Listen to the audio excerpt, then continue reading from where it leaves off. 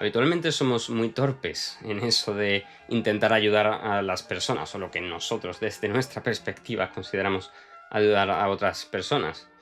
Y a pesar de que la evidencia en nuestra vida, y como vamos a ver en este vídeo también, la evidencia científica parece mostrarnos esto una y otra vez, esta torpeza, extrañamente, o quizás no tan extrañamente, no solemos recapacitar lo suficiente en torno a por qué ese intento de ayuda, normalmente, por ejemplo, una persona cercana, no ha funcionado como esperábamos. Porque si realmente recapacitáramos, la ciencia precisamente no mostraría lo mal que solemos hacerlo siempre, una y otra vez. Y los motivos son múltiples. Habrá para quien de hecho sea prácticamente imposible tal cosa como ayudar, excepto si la iniciativa parte sobre todo de la persona que está siendo ayudada. Posición extrema que por cierto vamos a explorar. Pero incluso sin irnos a ese límite, nadie se extrañará por el hecho de que el narcisismo que muchas veces permea el acto altruista, los motivos de urgencia propia a la hora de querer hacer algo útil en el mundo, contaminen mucho esa supuesta ayuda.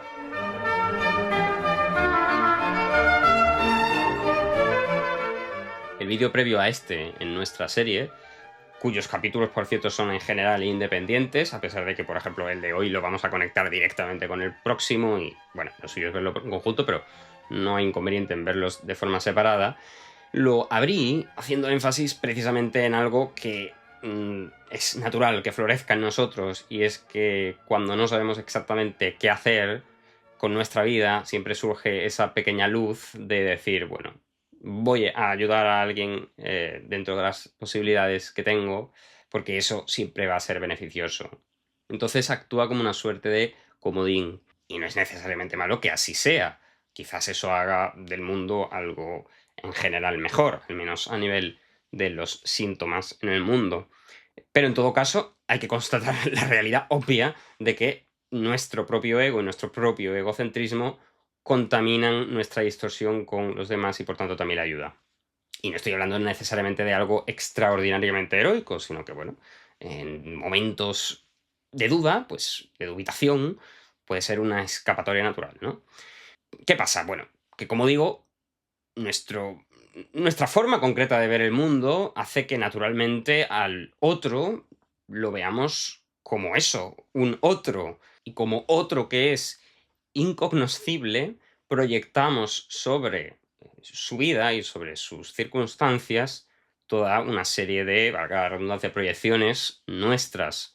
De manera que, naturalmente, no nos estamos relacionando realmente con lo que esa otra persona se supone que es. Es que, bueno, es complicado también hablar en estos términos, pero bueno, nos entendemos, sino con nuestra proyección, con nuestro avatar de esa persona. Entonces, ya en primera instancia, el mero acto, cualquier forma de relación humana va a ir mediada normalmente por este salto insoslayable de yo y el otro, con mayúsculas si lo queréis, a la lacaniana manera, y ahí juegan toda una serie de mecanismos que hacen que, bueno, además de que muchas veces cogemos al otro y lo mm, reinterpretamos según nuestros esquemas, lo cual puede hacer que, por ejemplo, algo complicado desde nuestra perspectiva, algo complicado en sus circunstancias, que tiene una gran complejidad, que requiere de una solución acorde a esa complejidad, nosotros interpretándola desde nuestra perspectiva simplificada con nuestro molde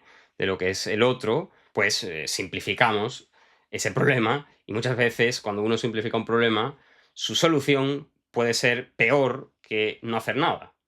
Eso por el lado de la solución propuesta, pero es que por el lado de la necesidad que percibimos, pues normalmente suele ser más una percepción nuestra de lo que la necesidad del otro es, que lo que la persona en concreto realmente necesita, o ella misma diría que necesita. Esto evidentemente es muy claro en el caso de las religiones.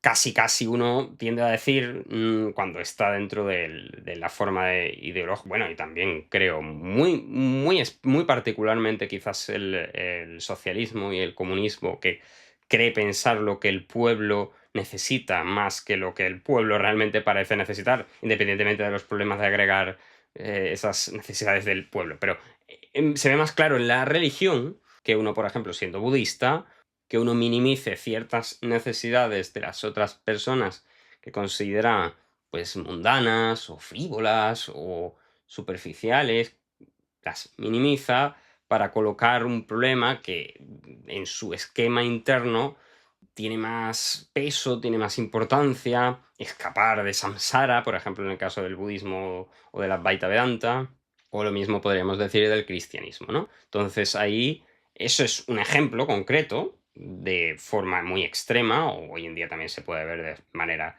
bastante clara, quizás en el mundo de la autoayuda, que en realidad más que autoayuda es decirle a los demás muchas veces cómo también tienen que vivir para que tú mismo justifiques tu forma de vivir, porque no estás muy seguro de si así es como tienes que vivir, y que tire la primera piedra el que no peque de esto en su particular ámbito. Digo, independientemente de todos estos subcasos, es una forma normal, muy, muy comprensible de actuar del ser humano en general, ¿no? De mutar la necesidad del otro por mi necesidad, pero proyectarla sobre el otro para, bueno, pues, ya que en mí mismo muchas de las veces no estoy consiguiendo solucionarla, bueno, ya la soluciono en el otro vía un proxy de algo que no parece ser el mismo problema, pero en realidad sí lo es. En cambio, frente a este narcisismo del querer convencerse uno de cuál es la necesidad del otro y cómo remediarla, escuchar atentamente cuáles son esas necesidades, independientemente de que nos parezcan más o menos importantes, pues requiere una suspensión, ¿no? De ese narcisismo. Entonces, la escucha, como en un vídeo posterior vamos a proponer, es un eje fundamental de disolución de esa mezcla del falso altruismo, que también es altruismo, ¿no? Con narcisismo. Y digo falso porque, bueno, aquí siempre es complicado, ¿no? Si simplemente porque las intenciones son diferentes, automáticamente no vale. O son las intenciones lo que cuentan. Bueno, la intención es lo que cuenta, pero el infierno está lleno de de personas con buenas intenciones, ¿no? Es muy complicado y por eso también hay que jugar siempre con qué realmente estamos haciendo fuera. Si lo que estamos haciendo, independientemente de la intención, está siendo útil o no está siendo útil. Pero sea tanto en el caso de la intención como en el caso de si fuera de verdad resulta ser útil o no útil, lo cierto es que hay esta mezcla entre altruismo y nuestra propia necesidad de sentirnos que somos altruistas, de mostrar a los demás que somos altruistas, todo lo que podríamos encapsular generalmente dentro de los motivos egocéntricos del altruismo, ¿no? Un falso altruismo que contamina, repito una vez más, tanto la intención como también el resultado, porque si estás distorsionado por tu propio filtro, es complicado. Puede coincidir que sí, ¿vale? Pero es más complicado que lo que hagas sea realmente lo que necesita la otra persona. Y si os dais cuenta, en todo momento el problema viene de no saber exactamente qué quiere la otra persona. Porque aquí nos estamos enfrentando al problema de si una persona no nos ha pedido de forma extraordinariamente explícita qué necesita y si es posible que nosotros participemos en la ayuda a esa necesidad, cosa que es realmente habitual, que nosotros creemos ver la necesidad de una persona, pero no nos ha pedido eso explícitamente. Entonces, qué insolentes somos de meternos ahí, pero a la vez puede decir uno, qué insolente es, pero si no lo haces, es la cobardía del que nunca hace nada porque le falta la empatía de ver la necesidad de los demás. Entonces, como digo, es particularmente en este problema del ayudar cuando no nos han pedido explícitamente algo, cuando se mezcla esa forma nuestra de querer buscar las supuestas necesidades que tiene, las supuestas soluciones, en vez de escuchar, ese egocentrismo con el altruismo genuino. Entonces, esa mezcla, casi como si fuera. Hay una correlación, ¿no? Entonces, casi como si fuera para los matemáticos en una matriz de covarianzas. Si esto fuera fenómenos modelables normalmente, pues al diagonalizar encuentras una forma de hacer que por un lado tienes el altruismo puro y por otro lado tienes el egoísmo puro y queremos encontrar cuál es esa expresión, que obviamente es un idealismo, pero vamos a poder acercarnos en un vector hacia ahí, quizás, espero,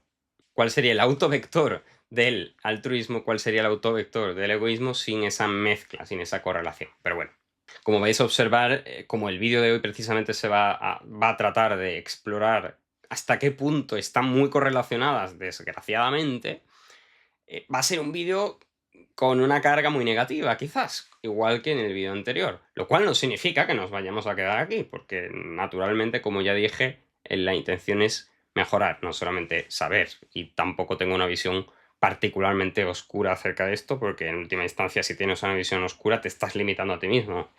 Siempre se puede hacer algo, pero primero hay que integrar el desengaño. El desengaño no es el fin, pero el desengaño sí es el medio para no actuar de forma naif, de forma, en fin, impráctica.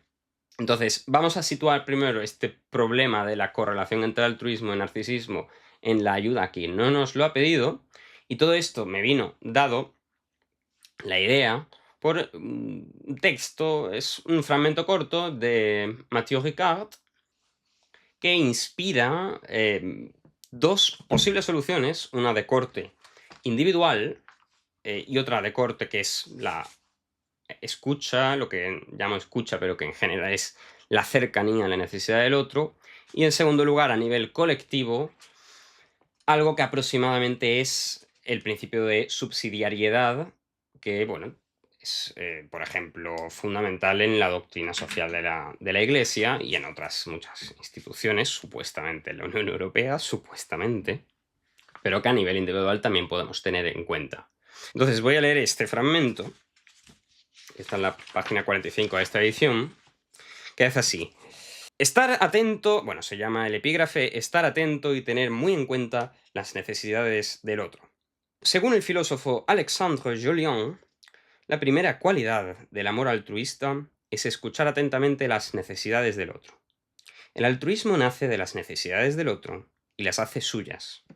Y, refiriéndose al sabio indio Swami Prajnampad, Alexandre añade: el altruismo es un arte de la precisión. No consiste en darlo todo a granel y en desorden, sino en estar cerca del otro y de sus necesidades. Cuando Swami Prajnampad afirma que el amor es cálculo, se está refiriendo a un cálculo de precisión que permite adaptarse perfectamente a la realidad y a las necesidades del otro, casi como si estuviera buscando ese autovector, ¿no? Muy a menudo nos hacemos una idea del bien y se la endilgamos al otro. Decimos, eso es tu bien, e imponemos dicho bien al otro. Pero amar al otro no es amar a un alter ego. Tenemos que dejar que el otro sea otro y despojarnos de todo lo que podamos proyectar sobre él. Despojarnos de nosotros mismos para ir al encuentro del otro, escuchándolo con benevolencia. Y él comenta su caso particular con su relación con su padre, Jean-François Rebel, que, bueno, pues lo leo, ¿no? A mi padre, Jean-François Rebel, se le cayó el alma a los pies cuando le anuncié que iba a dejar mi carrera científica para irme a vivir al Himalaya. La carrera científica creo que la acabó, pero bueno, en todo caso, cerca de su maestro espiritual. Pero tuvo la bondad de respetar mi elección y permanecer en silencio.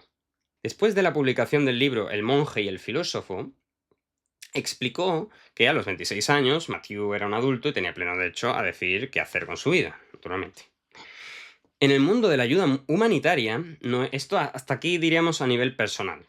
Y ahora, en el mundo de la ayuda humanitaria no es, sin embargo, raro que ciertas organizaciones bien intencionadas decidan sobre la manera de hacer el bien en algunas poblaciones sin escuchar verdaderamente los deseos y necesidades reales de los beneficiarios potenciales.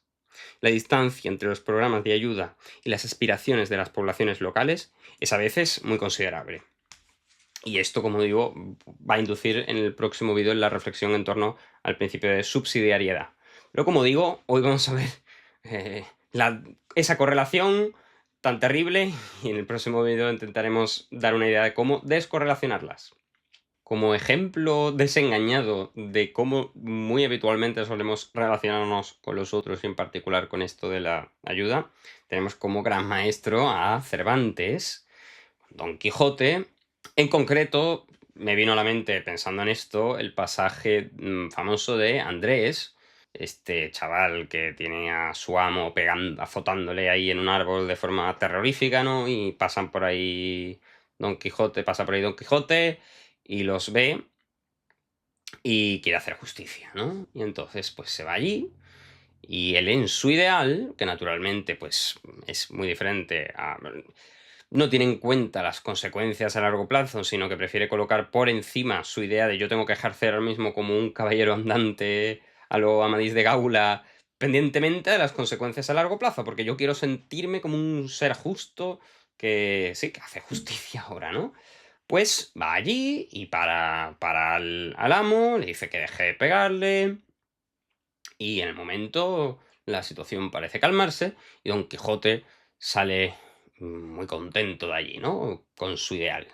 Y naturalmente en cuanto Don Quijote se va, pues el amo lo que hace es pegarle con más fuerza todavía y lo deja prácticamente muerto, hasta el punto de que después, muchos capítulos más tarde, creo que en la segunda parte, se encuentra Andrés con Don Quijote y le dice textualmente, por amor de Dios, señor caballero andante, que si otra vez me encontrare, aunque vea que me hacen pedazos, no me socorra ni ayude, sino déjeme con mi desgracia.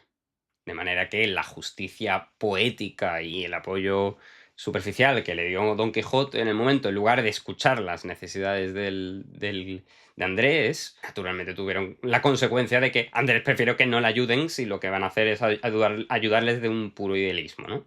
De suerte que si vamos actuando por ahí afuera como este caballero andante que quiere autosatisfacer la visión que tiene de sí mismo, con coreografías morales preestablecidas, lo más habitual es que nos den de calabazas, los demás digan, no, no, no, yo no quiero saber nada de tu ayuda. Y esto podemos traerlo a nuestro caso de forma transversal, por ejemplo, con el caso de dar una sugerencia, ¿no? De sugerir algo que no se nos ha pedido. Oye, deberías hacer esto, deberías hacer lo otro, deberías hacer tanto, cuanto, no sé qué. En base a un principio de lo que es una buena vida, de lo que es una vida responsable, de lo que es que puede ser parecido a lo que para Don Quijote era el ideal de un caballero andante, de lo que tiene que hacer el mundo, de cómo tiene que ser el mundo, porque lo leía en las novelas de caballería del siglo XIII o XIV. Nosotros hacemos lo mismo con la idea de, bueno, eso es la responsabilidad en el trabajo, eso es la responsabilidad en los estudios, eso es el bien, eso es el no dejarse llevar por las adicciones. Sí, dile tú al adicto eh, el consejo, simplemente el consejo de deja tu adicción. Bueno, no pasa por ahí la ayuda, hay que utilizar un método bastante diferente que ese que es puramente idealista y es en el que siempre caemos una y otra vez. Y esto tiene su evidencia empírica, como he comentado antes, de que el ser humano parece, y los adultos en general, parece que actuamos así prácticamente siempre de forma unánime. Tenemos una tendencia, por ejemplo, a corregir el rumbo de una persona, ¿no? Esto es lo que llaman el writing reflex, ¿no? Es como reflejo de enderezar, ¿no? Tenemos casi una necesidad imperiosa cuando una persona, a pesar de que nuestra vida no esté enderezada, cuando una persona nos está exponiendo a algo que no está muy enderezado, decir, no, no, no, así no, te estás desviando del camino correcto, hazlo así. Darle la solución a su problema, en lugar de lo que muchas veces esa persona quiere, que es simplemente ser escuchada. Imponemos nuestro mapa mental, nuestro esquema, en lugar de empatizar, ¿no?, con la otra persona. Y si esto funcionara, pues fantástico, estamos haciéndolo, pero a cambio está funcionando, ¿no? No habría ningún problema, creo yo. Pero el caso es que normalmente suele generar una reactancia por parte del otro que hace que no, en general, nunca, excepto personas con muchísima apertura, lo habitual es que si le sugieres algo a otra persona adulta, quizás diferente, bueno, adolescentes, no sé, pero depende de la edad, pero a una persona adulta solemos ser los tan cerrados de no tenerlo en cuenta a pesar de que el consejo sea bueno, de manera que suele ser contraproducente. Y esto, pues, es bastante obvio, todos lo sabemos. Lo que no solemos tener tan en cuenta es el motivo por el cual hacemos esto. Y aquí también, que se va a hablar mucho en el libro de Mathieu Ricard, de Tania Singer, Instituto Max Planck, que trabajó con Mathieu Ricard en concreto, cosas muy interesantes que ya comentaremos, observó que nuestro problema a la hora de observar a los demás y empatizar con ellos es que solemos dejarnos arrastrar por la situación negativa. De manera que si vemos la realidad de otra persona que está, no sé, está tomando un rumbo que no nos resulta cómodo, que nos resulta desagradable escucharlo, que nos resulta desagradable tenerlo cerca, que nos resulta, aunque no lo tengamos cerca, genera en nosotros una cierta empatía, y la empatía en sujetos no entrenados suele ir asociada a una forma de angustia.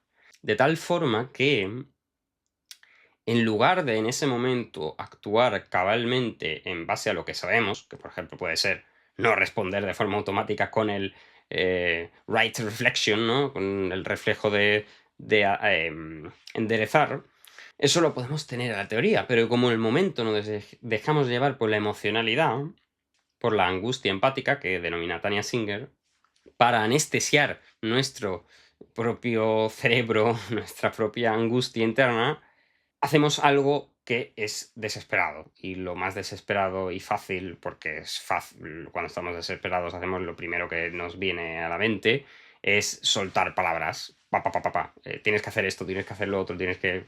Y todo esto asumiendo que el sujeto es empático. Quiero decir, que no es que actuemos así en general porque nos olvidemos del otro, sino porque nos relacionamos de forma empática con el otro de un modo tóxico, en el sentido de que por medio, en lugar de usar una distancia crítica, que por supuesto siempre tiene el obrar sabio, si, si es que tal cosa puede decirse así, pero parece necesitar una cierta distancia crítica para operar haciendo un cálculo, como decía Swami Prajnapad, o como se llame, esa distancia para poder actuar de forma más cercana al otro.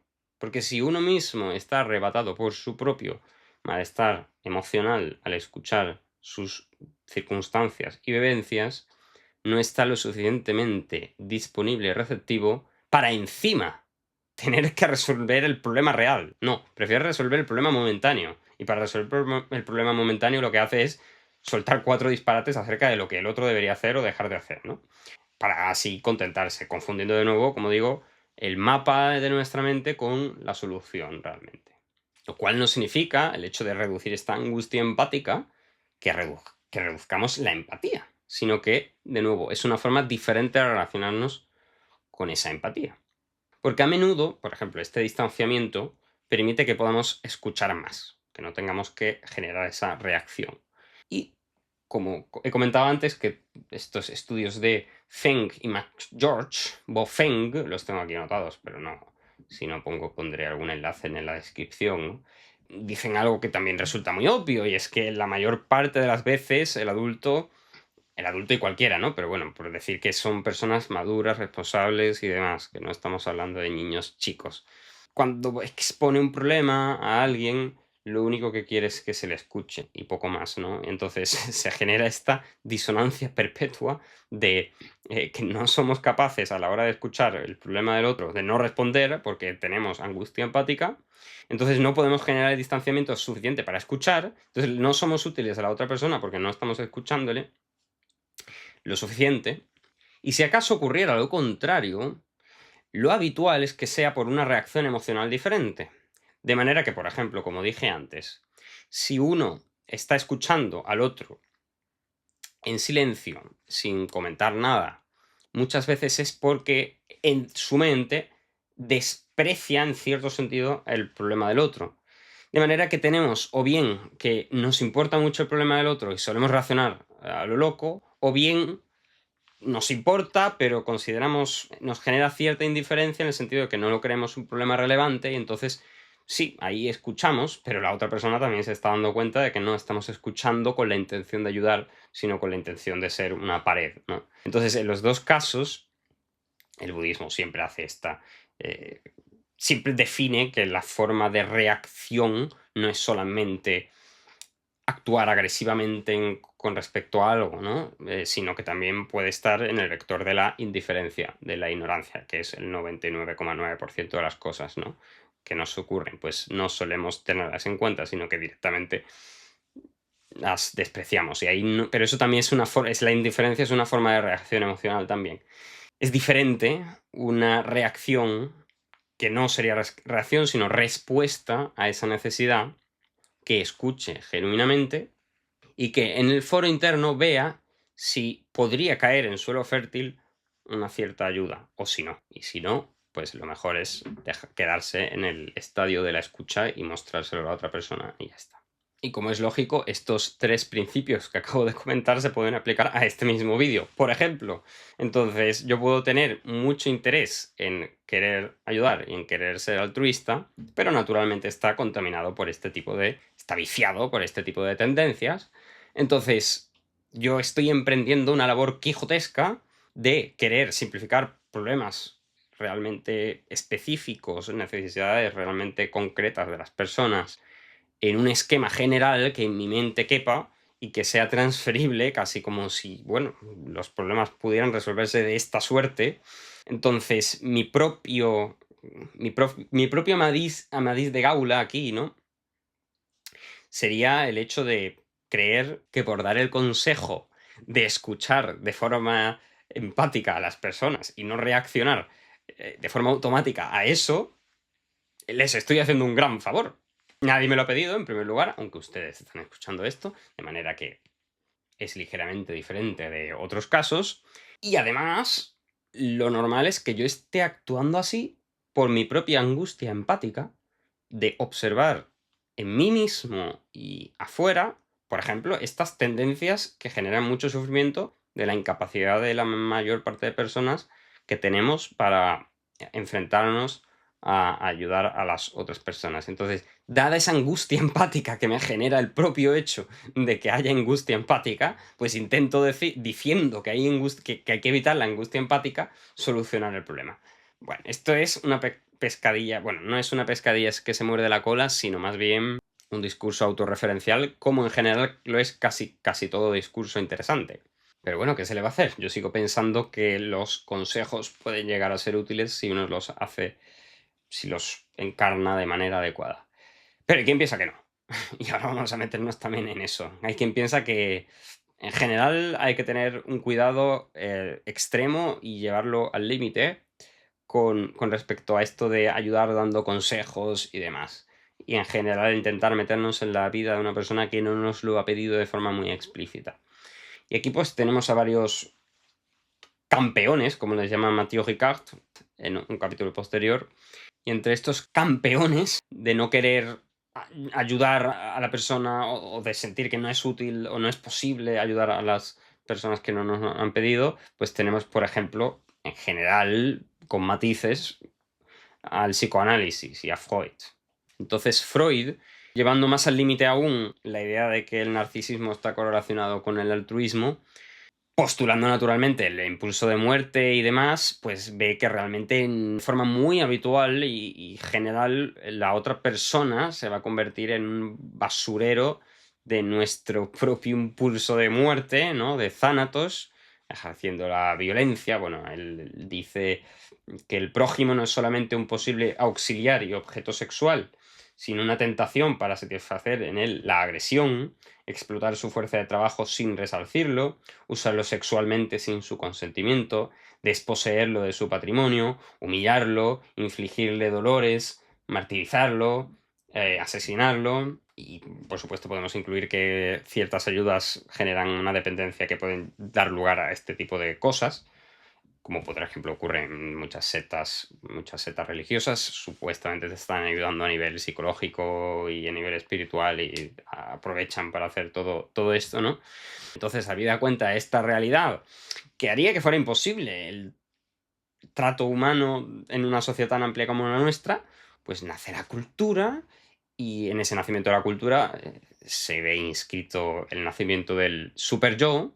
Y en ese super yo, una de las consecuencias, uno de los corolarios, puede ser ese sentimiento, esa necesidad de ser un salvador, propia de Don Quijote, ese altruismo patológico, esa necesidad de mostrarse bondadoso, que en realidad no ha hecho sino mutar esa necesidad de destruir al otro, interviniendo de una forma socialmente aceptada sobre su vida, de una forma que socialmente a menudo se puede ver como ayuda, pero que a menudo lo que haga simplemente sea, ya digo, mutar unas mismas tendencias con dinámicas que pueden resultar muy, muy tóxicas, haciendo que en la sociedad esas redes entre personas sean posibles sin que todo explote, ¿no? Entonces, en última instancia, estamos interviniendo en la vida del otro de forma masiva, casi como si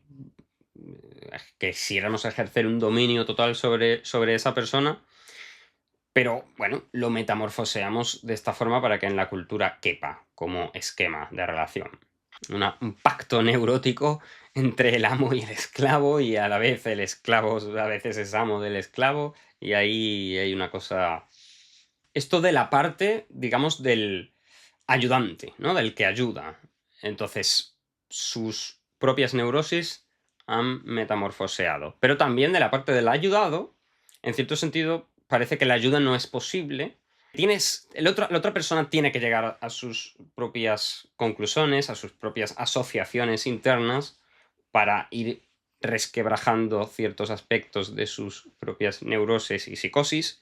Pero tú desde fuera, creyéndote en la posibilidad de ayudar, de intervenir, por ejemplo, como psicoanalista, en eso, quizás a la hora de forzarle, bueno, para que un alcohólico, por ejemplo, beba menos o lo que sea, que son como soluciones obvias, ¿no? Que hoy en día, pues, alguien que no sea psicoanalista, pues lo tendría en cuenta hacerlo de una cierta forma, pero el psicoanalista dice, no, bueno, ahí simplemente no has llegado a ninguna conclusión profunda sobre ti mismo, ahí simplemente eso va a mutar y tu pulsión se va a tornar en otra cosa diferente que va a ser igualmente disfuncional, porque la raíz, el trauma, pues no ha sido resuelto, ¿no? Y muchas veces esto se puede volver en contra del propio que ha ayudado a esa mutación del trauma hacia otra cosa. En fin, tampoco vamos a pararnos mucho más en esto, pero es curioso porque por un lado el psicoanálisis y Freud ven al sujeto como una persona con bastante poca agencia en su vida realmente, debido a todo el inconsciente, pero a la vez considera que el único que dentro de lo que hay puede poner algo de orden en su psique es uno mismo. De manera que si hay agencia, la poca agencia que hay la tiene la persona en sí, no tú desde fuera como terapeuta. Y aunque la persona se esté dirigiendo al abismo y esté completamente loca y demás, tú como terapeuta no vas a decirle, o tienes que hacer esto en tu matrimonio, o tienes que hacer esto con respecto al alcohol, lo que sea, sino que tú lo dejas, ¿no? Y ahí que haga sus asociaciones y que se libere de sus cosas, porque en última instancia tu agencia sobre él, si ya es poca la suya, es nula. Solo puede ser un proxy para su propio despertar, que no es una palabra adecuada aquí, pero bueno, despertar. Bueno, quizás sí sea adecuada, pero no sé, no la he visto usada, la verdad. Y esto también puede tener un punto interesante, y es, no le robes en ningún sentido la agencia a la otra persona tiene que ser consciente de que la agencia proviene única y exclusivamente de sí mismo, que no hagas que se sienta intervenido, porque así puede construir un relato bueno, un relato heroico, prácticamente épico, de su propia vida, para salir de abajo, que es lo que hace que pueda hacer que esa crisis no se repita. Y por tanto, el rol de la persona que ayuda prácticamente debería ser dejar que las cosas funcionen para que la propia persona pueda proyectar su película en la cual él sea el protagonista y no tú desde fuera interviniendo. Por ejemplo, también antes de que la persona caiga, si una persona tiene que caer para levantarse fuerte y que no se caiga de forma más potente aún en el futuro y sea una caída irreversible, pues siempre el énfasis debe estar puesto en la otra persona. Entonces, esto, por ejemplo, podría ser un enfoque quizás asociado a Jodorowsky, la psicomagia y demás, independientemente del interés y el valor que tenga. Bueno, el caso es que tú le ayudas catalizando de forma muy potente, muy agresiva, con un acto virulento que le haga un shock de identidad. Todo esto es la teoría, ¿no? Que quizás funcione, no sé. Que haga que su identidad se agite y que como reverberación de ese shock, y no como un anestesista que viene desde fuera interviniendo, no, sino como ¡buah! Te pongo con lo peor que puedas, ¿no? Si tienes miedo a la muerte, te meten en un ataúd con un montón de animales muertos encima, una cosa terrible, pero a lo mejor te hace clic por ti mismo y desde entonces se induce un cortocircuito que pueda llegar a una iluminación interna de una bombilla ahí, algo que faltaba. Porque si simplemente uno se pone desde fuera a... Esto en la teoría, otra cosa es que funcione, pero bueno, asumiendo que pudiera funcionar. Tú desde fuera, dándole consejos muy racionales a una persona que está objetivamente muy mal, por ejemplo, estamos aquí hablando a nivel verbal, ¿no? Por el tema de la terapia, que suele ser muy, muy verbal, ¿no? Como su caso de ayuda, pero bueno, creo que es aplicable a muchos terrenos en la vida, porque muchas veces la ayuda es, si es un entorno cercano, pues es hablar, ¿no? Y hablar en términos racionales para intentar convencer a una persona de algo, cuando esa persona está en un pozo o en algún lugar extraño y oscuro para ti, pues no puedes hacer eso. La agencia tiene que partir de esa persona y tú ese terreno puedes hacer que sea fértil, por ejemplo, desde la perspectiva del psicoanálisis, haciendo esa asociación libre con los sueños y demás, o con la psicomagia, pues con este tipo de eventos terribles, pero siendo consciente en todo momento que la otra persona es la que tiene que ir a la consulta de psicoanálisis y pagarte tus 200 euros la hora para sentarse en el diván, o que tiene que humillarse ante ti, señor Jodorowsky, por ejemplo, tiene que humillarse ante ti haciendo uno de esos rituales, pedírtelo explícitamente y tiene que ser la persona de la que parta la iniciativa, ¿no? En todo momento. Entonces sería como una visión de que si no hay predisposición del otro, no hay nada que hacer. La predisposición del otro es condición sine qua non. Y tú lo que puedes es plantar una semilla. Y creo que eso, a pesar de que está llevado a un límite, desde mi modesta opinión, poco práctico, sí tiene algo de interesante, de cierto, que podemos rescatar, y es básicamente que, aun cuando la otra persona no nos esté pidiendo la ayuda, si acaso es útil aún así ayudar, y no lo es de cualquier forma, pero si lo fuera, habitualmente va a ser por el hecho de engendrar el terreno adecuado posible dentro de lo que a uno le es factible, digo, engendrar ese terreno fértil para que la propia persona sea la que tome el rumbo de su vida y que no lo perciba tanto como una ayuda. Y esto es precisamente de lo que vamos a hablar en el próximo vídeo, ya digo, tanto de forma particular, que pasará por la escucha, como a nivel colectivo, que pasará por el principio de subsidiariedad. De manera que os emplazo a ese próximo vídeo, espero que os haya resultado interesante y útil en la pequeña medida en que puede serlo, y ya os digo, nos vemos en ese próximo vídeo. Hasta luego.